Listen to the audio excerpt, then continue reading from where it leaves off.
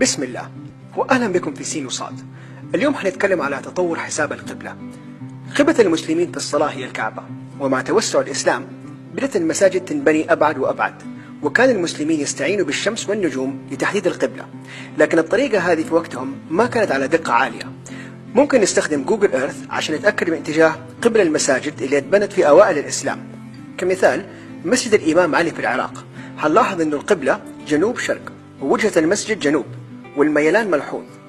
بس في شيء لازم نعرفه، إنه تحديد القبلة ما هي بالسهولة اللي نتخيلها حتى لو استخدمنا الخرائط الحديثة. مثلا مستحيل تمثل سطح كروي على مستطيل مستوي. لو أخذنا برتقالة ورسمنا عليها الكرة الأرضية وبدينا نقصها عشان نساويها بالمستطيل، هتلاحظ إنه دائما حيكون عندكم فراغات، وإذا المستطيل صغير فيكون عندكم قطعة زايدة. جوجل عندهم لعبة اسمها الماركيتر بازل توريك كيف تتغير أبعاد البلدان مع تغيير مكانها. هذه القطعة الغريبة اللي في شمال الخريطة هي السعودية، وهذه البلدة الصغيرة هي جرينلاند العملاقة. خريطة الماركيتر هي الأكثر استخداما الآن، وأبغاكم تفترضوا إنكم في أمريكا. كيف حتكون وجهة القبلة؟ المعظم حيقول شرق جنوب، بس لو استخدمنا جوجل إيرث حنكتشف إنها شمال شرق. لخبطة صح؟ إيش الفكرة؟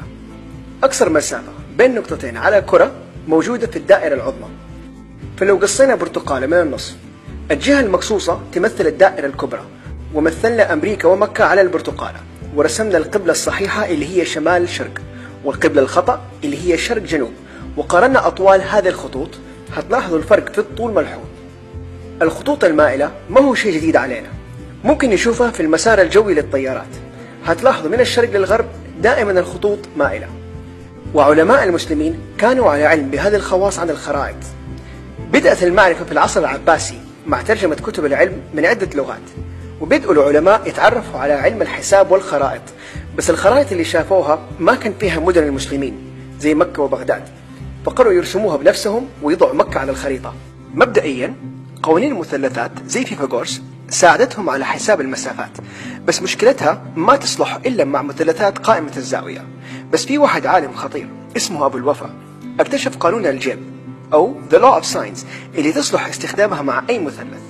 القانون هذا مستخلص من قانون أعظم يراعي ميلان الأرض اللي هو قانون المثلثات الكروية، والمثلث الكروي ممكن يشبهها بقشرة البرتقالة.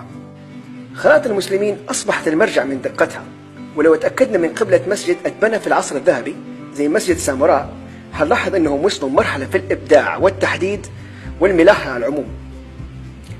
الآن معظم المساجد قبلتها صح، والكل يستخدم الجي بي اس وجوجل إيرث لتحديد أي وجهة. بس لازم نعرف إنه جوجل إيرث والجي بي اس إلى يومكم هذا ما زالوا يستخدموا قوانين أبو الوفا للمثلثات. شكرا على المشاهدة، إن شاء الله عجبتكم الحلقة. ما نستغني من دعمكم، شير، لايك، سبسكرايب. شاركوني براءكم كيف نحسن الحلقة أو اقترحوا موضوع للحلقة الجاية، وسلامتكم، يعطيكم العافية.